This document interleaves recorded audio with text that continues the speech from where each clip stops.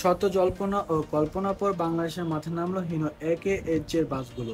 এটা হচ্ছে যেটা শুনলাম যে হিনো একে এইচ যেটা মামুন নামাইছে তো নতুন একটা ব্যানার, যে বাইরে আসছে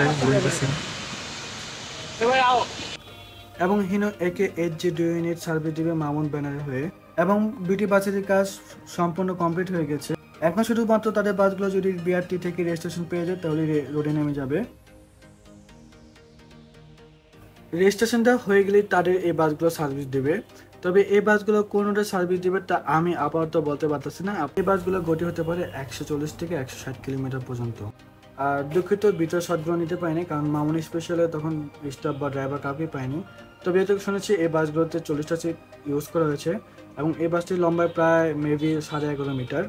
আর চাকাটা আগের মতোই আছে, 10টা বল্টু সহকারে। তবে বাসার যে আউটফিটটা বা আউট যে পেন্টিং এর বিষয়টা সেটা অসাধারণ হয়েছে। কালার কম্বিনেশন যদি বলি তাহলে 100-100 দেবো আমি। তবে এর যে ভিতর আহামরি ওইরকম কোনো কিছু পরিবর্তন করা হয়নি। তবে শুভেচ্ছা জানাই মামুন স্পেশালকে, বাংলাদেশের প্রথম মাঠে নামালো তারাই, তাদের জন্য হলো শুভকামনা। আশা করি মামুন স্পেশাল বাসগুলো সার্ভিস দিয়ে যাত্রীদের মন জয় করতে পারবে এবং দয়া করে যেন মামুন স্পেশাল এগিয়ে যাক। নতুন নতুন ভিডিও পেতে সিরাত মোটরস ইউটিউব চ্যানেলটি সাবস্ক্রাইব করে পাশে থাকবেন। ভিডিওটি যদি ভালো লাগে অবশ্যই লাইক করবেন এবং কমেন্ট করে আপনার মতামতগুলো জানাবেন। তো আজকে বিষয়ে এ পর্যন্ত দেখা হবে নেক্সট কোনো ভিডিওতে। সো টাটা, খুদা হাফেজ।